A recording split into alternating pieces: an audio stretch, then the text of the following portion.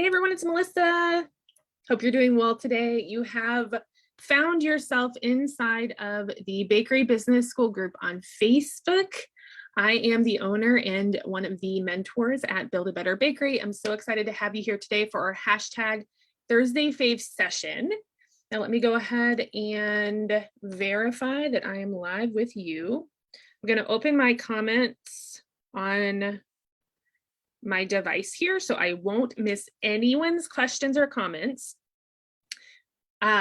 Today we are focusing on a topic that's super important, money mindset. It might be something that you've learned about before. Maybe this is brand new information. I don't know exactly where everyone is on this subject, but it is really important for honestly your everyday life, but your business is going to be heavily affected by your money mindset too. So we are going to cover three of the larger topics, the larger kind of traps that we tend to fall into just as human beings. They're very natural to fall into, but they can hurt your business long-term, or even the decisions that you're making today and tomorrow could be affected by these too. So I want to bring them out into the light, look at what they are, and give you some opportunities to kind of escape the trap, maybe change your thought pattern so that you can move forward and kind of leave these behind. Hey, Denise, good to see you. She did hashtag live. Go ahead and throw your hashtag live in the comment box if you are here live. The question for the day is, are you standing in your own way as you start and grow your business? You know, think about it. Obviously, I think most of us don't want to be in our own way. That can be problematic and painful. And so we want to try to skip around that or get out of that situation if that's where we are. So we're going to find out more today where you're at. Now, when it comes to your business, your personal money mindset issues can be trapping you into patterns that stop you from running your business like a pro. That's just part of it, right? And so today's topic, how to escape money mindset traps that are hurting your business, is the first step in rooting out bad habits and replacing them with a better approach. So that's what we're going to be focusing on today. So honestly, kudos to you for having the courage to be here. It can be hard to work on ourselves and notice that maybe we have certain problems or certain issues going on. So the fact that you're here, you want to look at what you're doing, you want to open your mind to new possibilities for you and your business, that's huge. So I just want to say good job. You are the exact person that I like working with because you can see the opportunity for growth where it's in front of you, which is this live session today. So yay for you for being here. If you're catching this on the replay, I want you to throw up a hashtag replay. You can send me a friend request on the Facebook platform so I can invite you to the live sessions of these events. If when they're taking place, I can only invite people who are on my friends list. The group is too large to invite everybody. So that's how you get that. You can check the event section for new events that are coming up. I usually post them a couple days before they're going to happen. You can hop on the email list on the website if you want to get replay links sent to your inbox, which I send out about one update email a week or so, just telling you what we've been doing, linking to, trainings and opportunities and coaching and stuff like that. Or you can just pop in here at 9 a.m. Pacific Standard Time every Thursday. You will see me right here in the main group, helping you out with something baking business related. All right, so now let me know in the comments if you're here hanging out. I see Lori with her hashtag live. Autumn's watching. Allie's here. Hello to you too, Allie. So good to see you. If you are here live, I would love to know. Let me know in the comments if you could rate your money mindset on a scale, like on a positive scale. Okay, 10 is the most positive, the most confident and strong. 1 is the least. I want you to just throw out a number if you feel comfortable so I can kind of see where you're feeling as we get started talking about money mindset. Okay. And of course, any questions or feedback can be submitted either live or on replay, whatever. I want to hear exactly what's going on with you. Thumbs up, hearts if you agree. Let me know if you have questions. So I want to make this session digestible for you. Money mindset is a larger kind of vague topic in some respects. So for today, I wanted to expose the top 3 money mindsets that I usually see, money mindset traps that I usually see bakers falling into on multiple levels. Either you haven't started, you've just started, or you've been running your business for a few years. These are very common. I want to talk about how they're probably going to affect your business and what you can do about them. A little, kickstart. Here's something you can try. Here's an opportunity. Here's something you can do to get out from under these. So we're going to start with one that might be a bit painful to hear.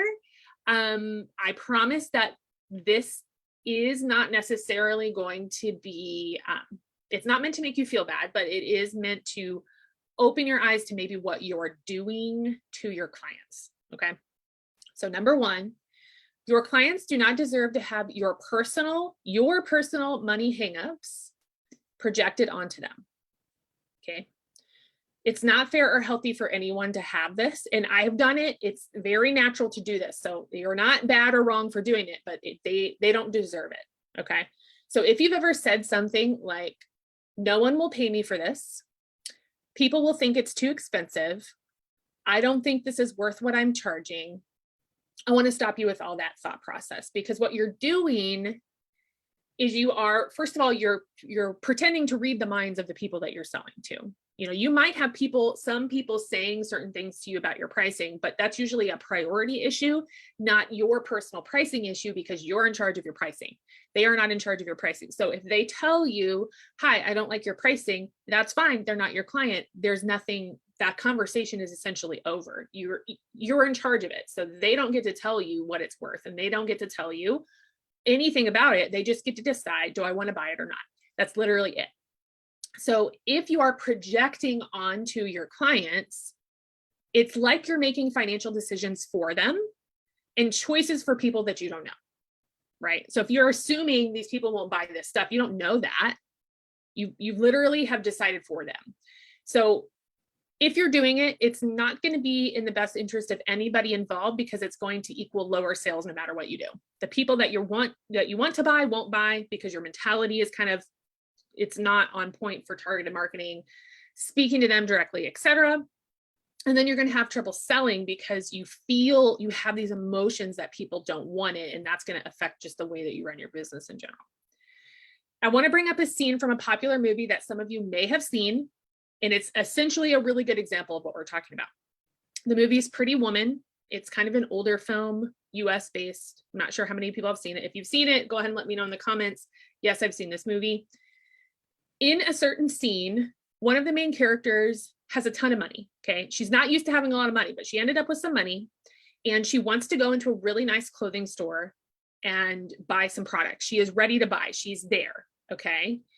The people in the store assumed that she couldn't pay because maybe she didn't look like she could pay or whatever, right? They just thought, oh, she's here to steal something or whatever, right? They thought that she wasn't actually going to buy something. So what happened then? She left the store. She got really mad. She went somewhere else, and she spent all of the money somewhere else. And she went back and showed them that she just spent a bunch of money with another person or another company, and they lost out on the sale, and they put a really bad taste in her mouth for later purchases because they assumed something about the buyer, and they project their thoughts about that person's money on that person. It's not fair.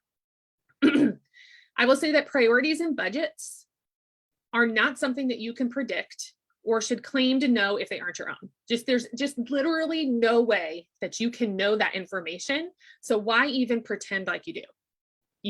You have no idea. Now I want to say, would your feelings, I'm going to kind of put you in the shoes of the client. Would your feelings be hurt if your service providers were talking behind your back to each other and saying that they didn't think that you could afford their services? That feels kind of gross, right? Like, it hurts. It's like, well, it's my I mean, if I want to pay for the thing, I'll buy it, right? Because that's your choice. And it's kind of rude, honestly, to assume that someone can't pay you a certain amount, etc. So remember that your clients, their money and priorities are none of your business. You make what your ideal clients want, do your market research, find out what people want to buy, price profitably, because we're not in the business of running a hobby. We run businesses. We are here to learn how to do that. That's what this group is. And honestly, if you don't have any intention of ever selling your products profitably, more than likely, most of the content in this group is not going to be aligned with what you're doing, which is more of a hobby business. So I want you to kind of think about where you're sitting with that and your pricing. And we'll talk about number 3 is actually related to this as well. And then you'll market to those ideal people who are interested in paying for the services and the quality that you deliver. So again, the choice to buy is theirs. It's not yours. So don't make it for them before they get a chance to make it. Okay. Just kind of cut that piece out because it's not serving you. And also keep in mind, lastly, that priorities of buyers shift. They're not always the same.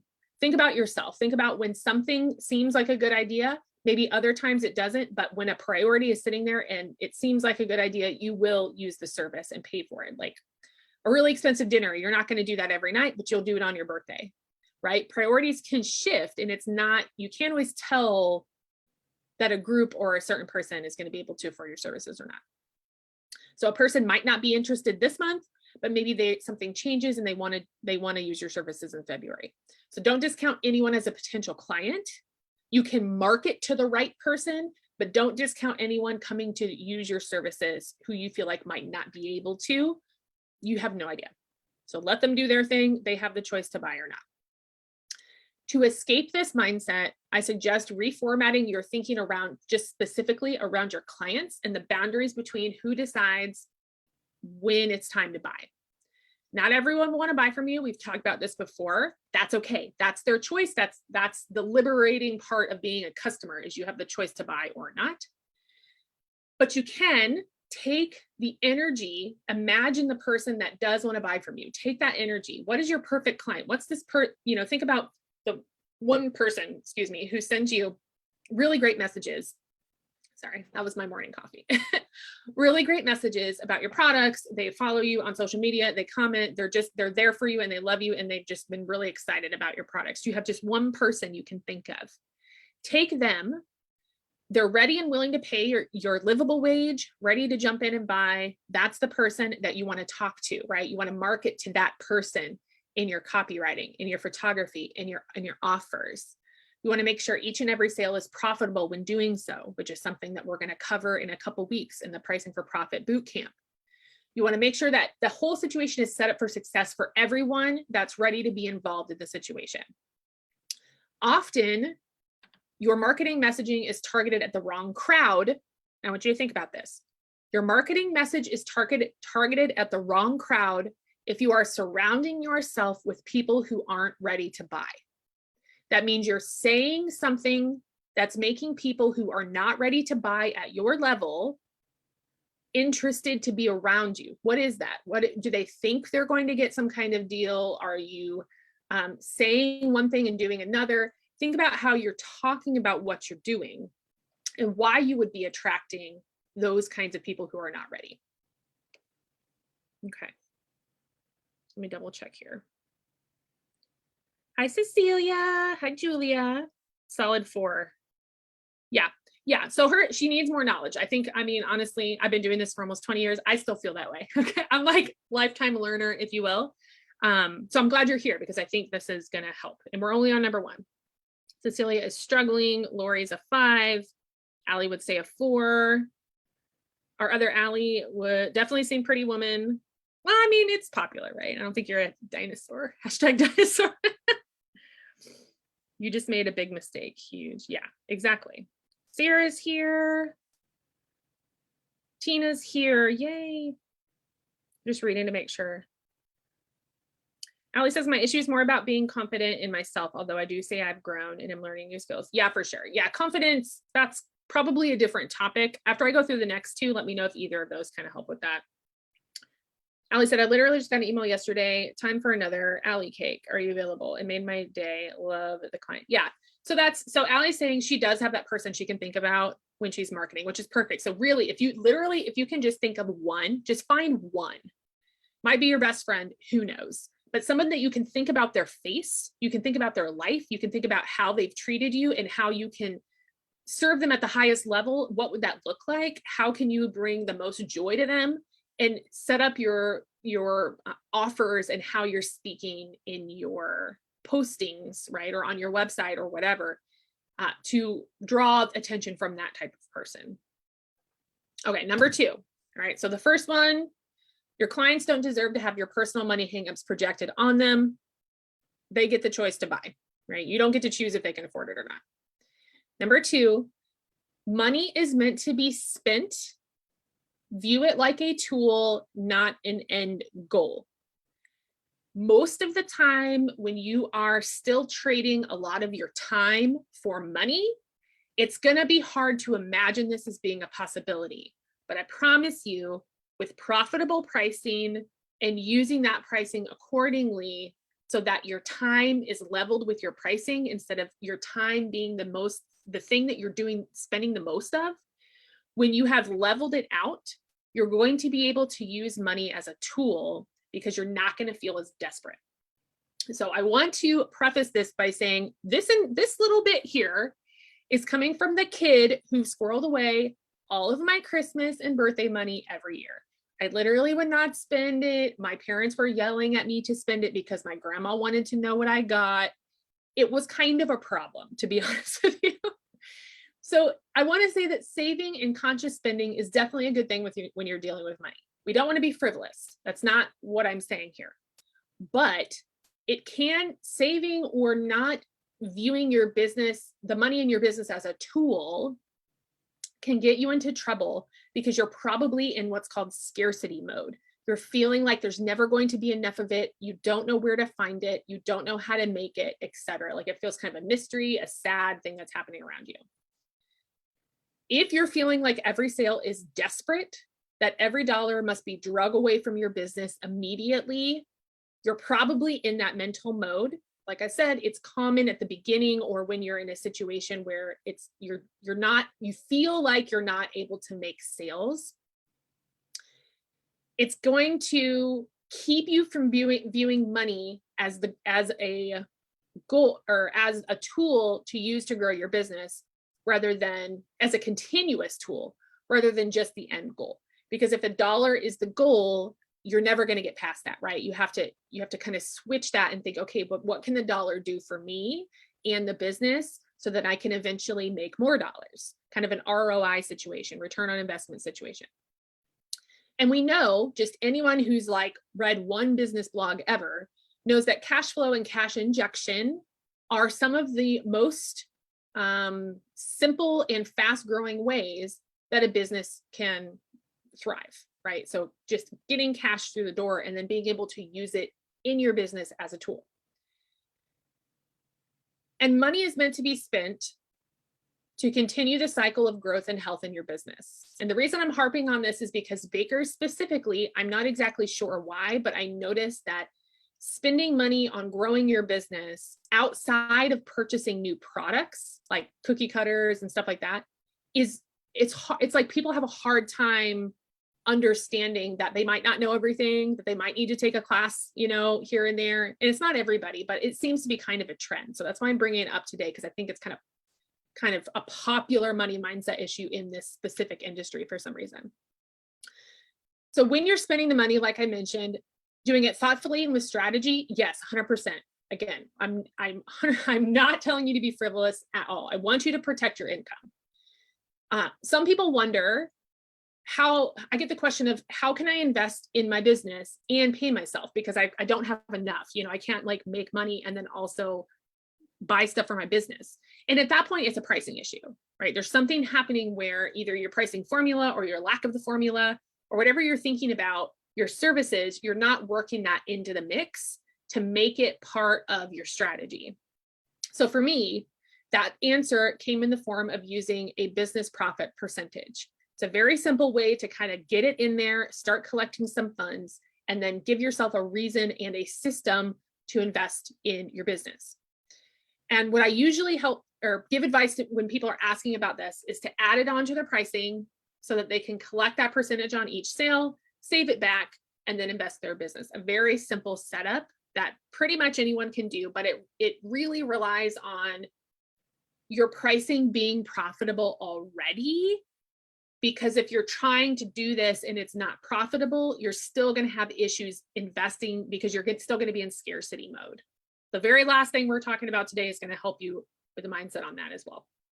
So to escape it, I suggest setting up this automatic percentage to be saved for your business, and then maybe popping in quarterly and doing some research and investing in your business with those funds. Make it just kind of a routine that you have set up. It's honestly really fun because you feel it's really like professional, right? You're like, oh my gosh, okay, I've got a couple $100 here. I think that maybe an airbrush is going to help me with my business. And so that's what I'm going to invest in this quarter. And then next month, I've got another couple $100. So, okay, I'm going to get this software that I saw that's going to help me run my website.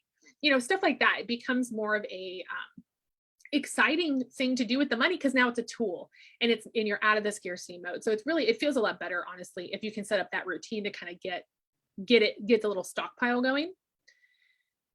And I suggest implementing the profit percentage again once you have the profitable pricing set up, so you're adding it to the correct number instead of just some arbitrary number that might be an issue anyway that's causing some other problems. You don't want to add it onto something that's not working.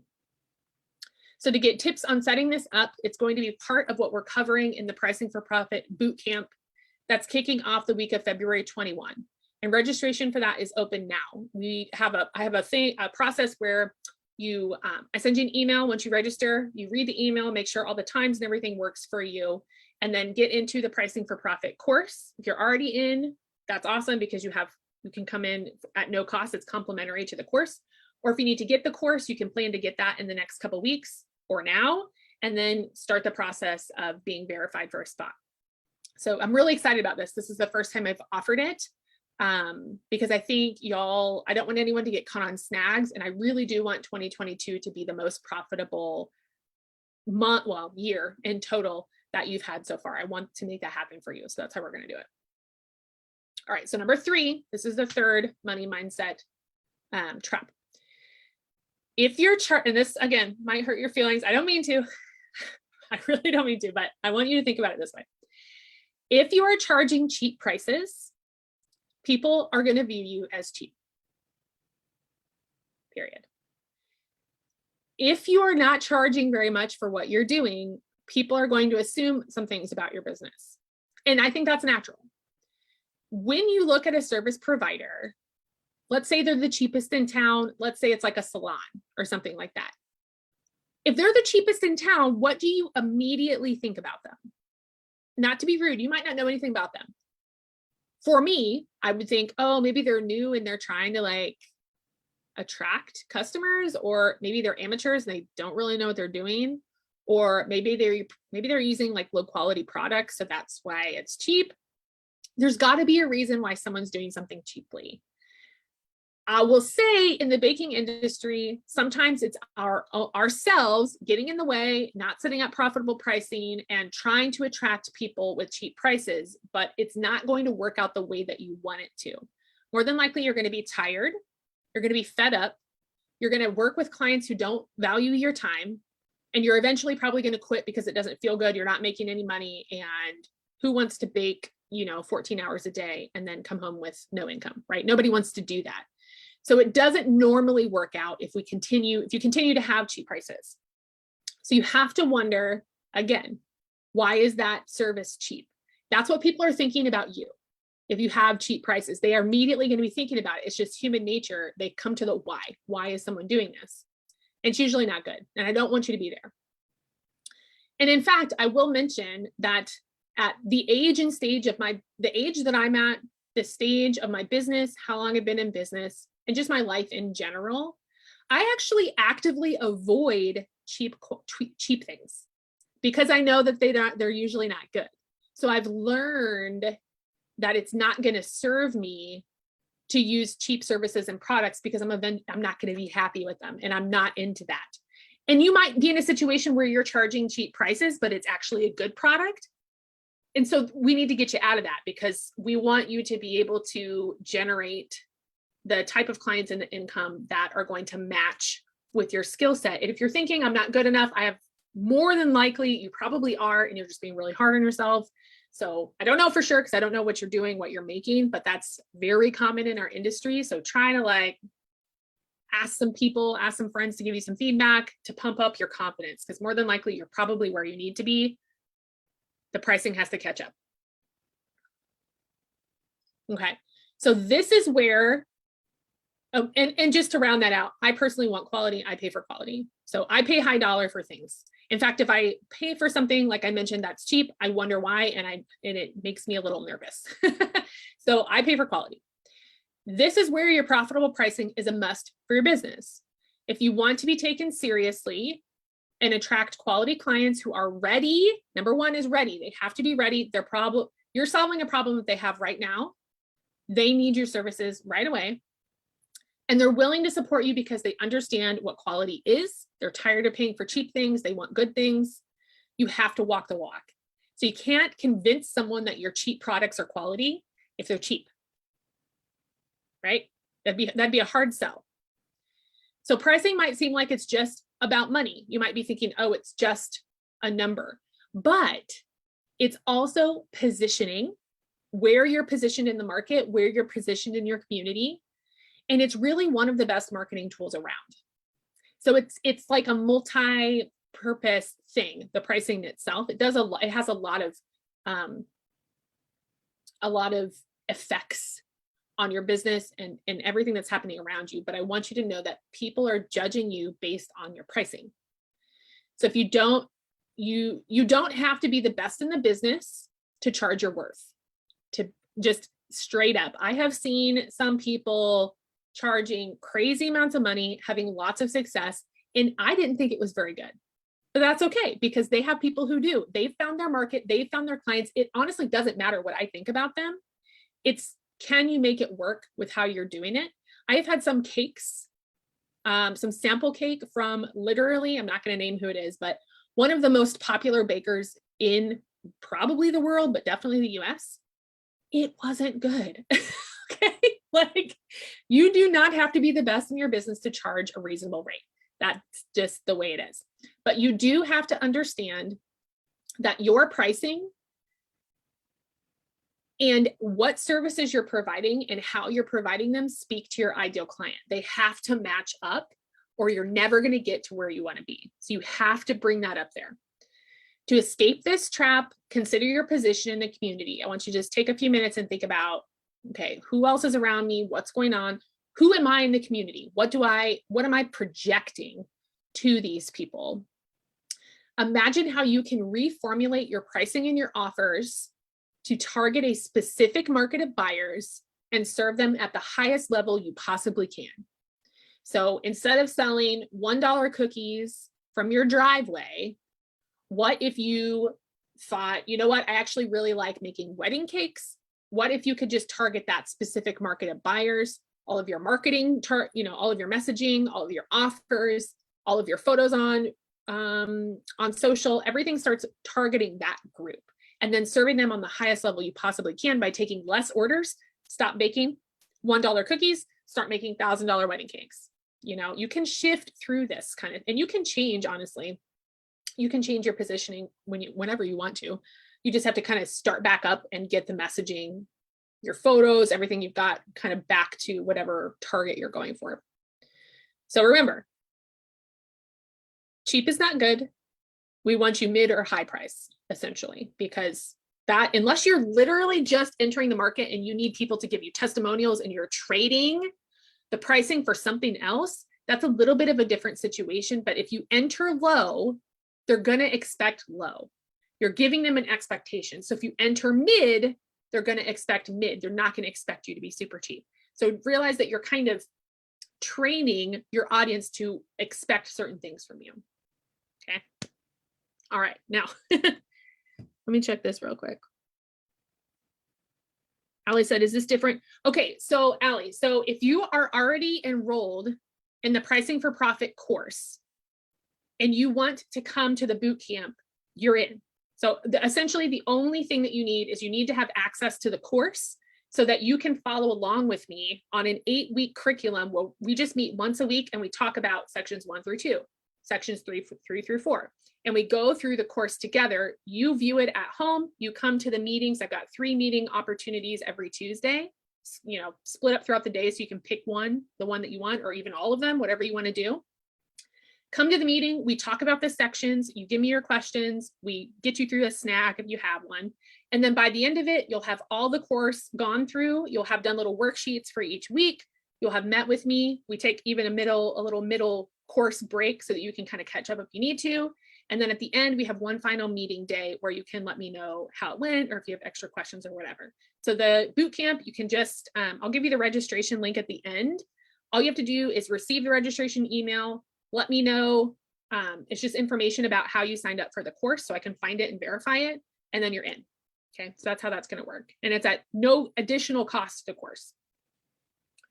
Cecilia says, what is the difference between this course and the one about the pricing formula? Cecilia, if you are already in the pricing for profit course, like I just mentioned, that it's the same. It's not any different. It's just an additional boot camp built around that course for anyone who's involved in the course. Allie says, it still amazes me, but I raised my prices and have been way busier since. Okay, so Allie's bringing up a point here. And I will say Allie's been in the elite mentorship program for a long time. So she's getting a lot of business assistance, coaching, content, things like that, that she's needed. But I will say that she's noticing that sometimes when you raise your prices, again, people take you more seriously. So there could have been a buyer that was looking at her, and when they saw the cheaper prices, they were nervous, like me. I don't want to buy from them because I don't trust them because they're too cheap. So it's possible that when she raised her prices, those people got even more attracted to her because they're realizing, oh, you know, her pricing is telling me that she is quality. So I'm now going to purchase from her. So it could have been that kind of situation as well. Ali said, the flip side of charging less for good product is that it trains customers to expect a lot more for way less than it should cost. Yes. And honestly, it's not, charging cheap prices is actually bad for the entire industry. I don't want to, you know, make anyone feel bad about that, but it makes it harder for other bakers in the area to charge a livable wage because you are selling whoever, you know, if you're charging cheaply, you're selling probably what is a good product for not very much money. So you're kind of running more of a hobby, but you're positioning it as a business. So it's actually hurting everybody else around you. Even if you're in different, you know, this person bakes bread and this person bakes pastries and this person bakes cakes, even if you're not in necessarily, you know, direct competition, you're making it, yes, more difficult for you to ever make a livable income because you're training your clients that it's cheap. And two, you're telling them that the baking industry isn't worth paying for our skills. And so it kind of hurts like everybody. So that's honestly one of the main reasons I started this group, is to try to get everyone up so that we can all have a better life and that our profession is no longer looked at as a domestic skill and more of an artisan profession. That's one of my bigger goals for us. Allie says, I just raised my prices and it made me feel so much better. And yes, and so Allie's noticing, you know, sometimes when we're doing things really cheaply, it gets to the point where you're going to be tired. You're going to be to the point where you don't want to do it anymore. And another main part of this group is that I think we need more skilled professional bakers around because, you know, I don't want to buy stuff from Walmart. Like, I want to buy stuff from artisan people. That's what I want. And I think a lot of it just comes down to, yes, you know, confidence issues, not understanding pricing formula, things like that. And once you get a hold of it, like she said, she already feels better now that she's raised it because she can see she's matching up. She's matching her skills with her prices and her audience, and it's feeling better because it's all meshing better. She doesn't have this weird dip in pricing where it's, you know, feels kind of icky when you make a sale because, you know, I'm not really making anything on this.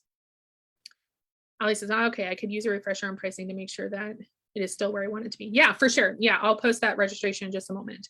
Hi, Anita. Anita's watching. Hey, Debbie, #live. Ali says the elite program has been a major help. Yay. I like seeing you in there, so thank you. Yeah, the elite program's pretty good.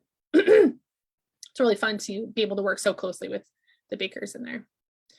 All right, so let me know. Those are the 3 things that we've talked about. Money mindset traps, how to escape them, how are they affecting your business? What are some things you can do about it? Let me know in the chat which one spoke to you most. I kind of want to know, kind of gauge you, where are you at the end of this? Projecting your personal money issues on your clients, which one kind of resonated? 2 is viewing money as a tool.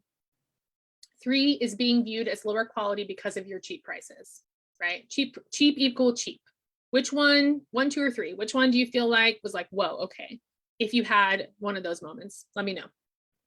Now, I know some of y'all are hearing me loud and clear today. You're on board, you're thinking, okay, I understand this, I will accept it, I'm gonna change something. And maybe changing your pricing is where we need to start. So I know you're busy, I'm busy. We have a lot going on. Normally, could be lots of different things. So I put together that upcoming boot camp that I've been talking about, curated on a schedule that a working baker can take part in. I've set it up so, because I'm a working baker myself, so I've set it up so you should be able to go through this process with me. I'll hold your hand, we'll do it together. It's 8 weeks sectioned out with a break in the middle, and you'll be able to take part, get your questions answered, and we will set up the profitable pricing for you together. As you're going through the course and we meet every week, you'll be able to just boom, boom, boom, move through the process. And at the end of the 8 weeks together, or less if you read ahead, you should be able to get your pricing, your profitable pricing set up and ready to use. You will leave that Pricing for Profit Bootcamp with over 10 years of industry knowledge that I'm going to shove into it in additional trainings, and a finished pricing chart that you will be able to use to make sure that each and every sale that you're making, every quote that you're sending out, every product that you're pricing is profitable in your business. There will be no question because you will have used our formula to make sure that it is. And additionally, because the only requirement to join the bootcamp is to have the Pricing for Profit course and being enrolled in it, you'll have lifetime access to that course material so you can rewatch as needed. Even after the 8 weeks, you will still have all of that content to use. So you join me for 8 weeks in person, then you can continue to use that content whenever you need it. We're kicking off the bootcamp the week of February 21st. We have a couple weeks to kind of plan ahead with those weekly live support meetings on Tuesdays so you can stay on track. That's number one. I want you to stay on track and make sure you don't get caught up on any snags. So we'll answer your questions and make sure you can move through it. Whip up that profitable pricing together. It's gonna be super fun. Okay, now you can apply to join. Oh, you know what? I can't actually post this now because I'm on Zoom. So I will post it in just a few moments when I get off of here. You can apply to join with the link I'm going to post in just a moment. I'll send you all the info you need to finalize your registration and get it super fast. If you're already enrolled in the course, go ahead and submit, reply to the email, and you'll be automatically verified to join. If you need to get enrolled in the course first, there's a one-time payment you can do or a 4-month payment plan. Either one, it works, whatever feels good for you.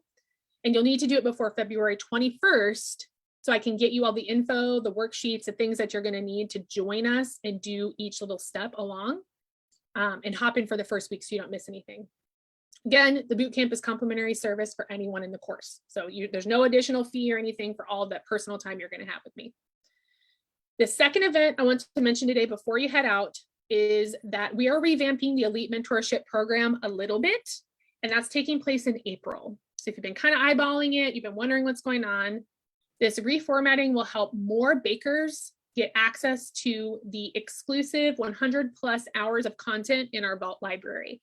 It's all stored in there in our secret little library. Elites have 24/7 access, but it's getting to the point where I think it's going to be useful for people to get into the library and get the trainings that they've been asking about in the group to get it in there. So it's going to be that plus a new element that we're going to provide to all elites that are going to help you implement and get results in your business faster. So we're going to be able to spend more time with you implementing what we're talking about. Instead of making you just watch videos, we're actually going to do it with you. So it's going to be an added part of the program. Now, I wanted to mention that here because those who register for the upcoming pricing bootcamp are going to get first dibs on the newly available limited spots when it's rolled out, because I can only open a few to make sure that it's working for everybody. You're kind of like my beta group. And I want to offer to the pricing bootcamp people first because they're showing me that they're interested and they're showing me that they're ready to get things done. So that's why those people are going to get first access. If you'd like more information on this upcoming bootcamp, message me, comment here. I will post a link in literally just a few seconds once I get out of here and can get back into the group on my computer. Okay, let me just check this. Robin says, I raised my prices for one of my customers and it made me feel so much better. I had resentment for a while. It was my mistake to start. Exactly. So I know Robin as well. She's in the elites and that was what it was. It was this feeling of resentment of like, why am I doing this? I don't want to do this. We want to try to cut those kind of feelings out of your business because they're going to eat you alive. It doesn't feel good, especially since our work is so labor intensive. It's just a lot of energy, negative energy that doesn't really need to be around. So she's saying it helped her feel better too. Allie says, I was afraid because it was a substantial increase, but it was needed and I have not seen the negative. I thought I might. Right. So she maybe had, number one, that misconception of imagining people wouldn't pay her, but she's not really saying that because she tried it. She actually did it and she tried it and here she is. Cecilia says cheap equals cheap. Yes, usually, right? It's just human nature. It's the equal sign. It's just one equals the other, right? That's how we think about it. So we're doing ourselves a disservice to stay cheap because it doesn't make sense for us or for the, baking industry as a whole. Allie says 2 for me. I can't spend it. Must save all the pennies. Yes. I wonder if you set up that little savings account with the percentage. I'm wondering if that would help because I think it's like a routine automatic, and then it feels fun to spend it because you save, even if it's just a little bit, you saved it specifically for that purpose. Cecilia says, Robin, I'm kind of in the resentment boat right now. I'm just starting out, but I realized that my prices are way too low, but I am now seeing what I have to do. Yep, perfect. I'm good. I'm glad, Cecilia, get at it. Resentment does not feel good. I'm so happy you're getting, yes, for sure. Yay. Okay. Well, that's it for me today. I've read through all your comments. If you have any additional comments, let me know. I'm going to post the registration link for the Pricing for Profit Bootcamp so you can look at everything, make sure it's working for you. Send me an email if you have a question about it or you want to know what's going on. You just join the Pricing for Profit course and then you get entered into the bootcamp. No additional fees. We meet for 8 weeks. We go over the course together. You have me in person live on Tuesdays, and then we get it done together. And then in, I think mid-April or something like that, you should be set up, ready to go. Your new profitable pricing, the rest of 2022 profitable, right? So yay, okay, alrighty. I'll see you all later. Have a great day. I'll be in the group. Send me a message if you need to. And I hope you have a lovely week. See y'all later.